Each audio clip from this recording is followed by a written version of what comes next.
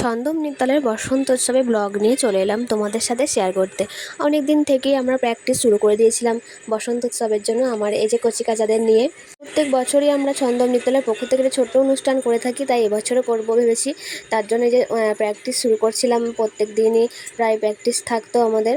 আর এই যে ঝাঁটা শতরঞ্জি নিয়ে কোথায় যাচ্ছি আমি যাচ্ছি ছাদে ঝাঁট দিতে, কারণ রুমটা অনেক ছোট, তাই ভাবছিলাম যে চলো ছাদে সবাই মিলে যাই। আর ওরা দেখো কেমন ভিডিও, আমাদের দিদি এত খাটছে আমাদের জন্য, তাই একটা ভিডিও না করলে হয়। আর ভিডিওটা মেন হচ্ছে ব্লগে দেওয়ার জন্য, ওরাও জানে যে আমি ব্লগ করি, তাই ওরা নিজেরাই বলছে যে দিদি তুমি তো ব্লগ করো, এটা দেবে, চলো ভিডিও করে দিই। আর এই যে এটা মনে করিয়েছে দুষ্টুর মা, বলছে তুমি ব্লগে দেবে, চলো ভিডিও করে দিই একটা। আমি উপরে গিয়ে ঝাঁট দিচ্ছি, ওটা ও কখন তুলে নিয়েছে দেখো, এই যে ভিডিওটা। স্টুডেন্টদের সাথে শিক্ষক শিক্ষিকার মেলবন্ধনটা একদম বন্ধুত্বপূর্ণ হওয়া উচিত, তাহলেই তো ওরা শিখতে ভালো পারবে এবং মন চাইবে ওদের এটা শিখতে। বলো, যদি কেউ ভয় পায় বা জোর করে শেখানো হয় তাহলে তার মনও বসবে না। তাই আমরা চেষ্টা করি ওদেরকে ভালোভাবে বন্ধুর মতো একদম শেখাতে, আর বেশ মজা করেই আমরা ক্লাসগুলো করি। তারপর চলে এলাম প্রোগ্রামের দিনের ভিডিওটা নিয়ে। এই যে আমরা টোটোটাকে খুব সুন্দর করে সাজিয়ে ফেলেছি, আর আমরা চলেছি এবার আমাদের নাচের দিকে। আমরা সবাই হলুদ শাড়ি পরে সুন্দর করে সেজে নিয়েছিলাম। আর আমাদের বাড়ি থেকে সিনেমাতলার হাটতলা, যেখানে প্রোগ্রামটা হয়েছিল ছোট করে, সেখান পর্যন্ত আমরা হেঁটে হেঁটে এভাবেই নাচ করতে করতে যাচ্ছিলাম। আর পিছনে টোটোতে একটা বক্স লাগানো ছিল, ওখানেই গান বাজছিল।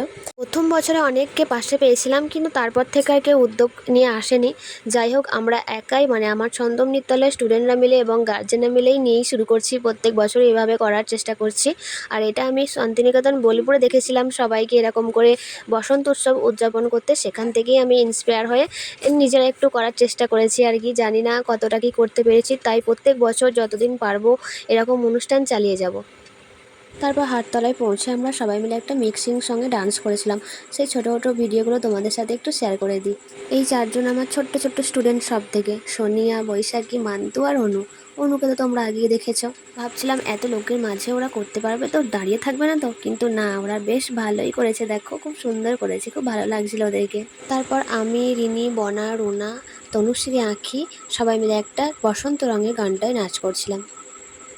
তার পরের গানটা ছিল রঙ্গিলা রেমন, আর ওখানে ছিল নীলাশা, দুষ্টু, ননি আর তুর্না, এই চারজন মিলে। ওরাও খুব সুন্দর ডান্স করেছে।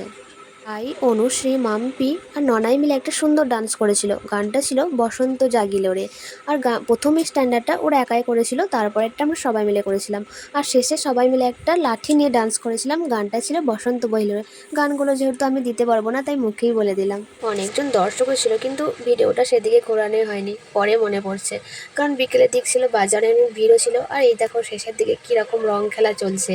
আর আমাদের নাচের এই ডান্সের পুরো প্রোগ্রামটার ভিডিওটা পল্লবী করে দিয়েছে, খুব সুন্দর এডিটিং করে ও কিন্তু।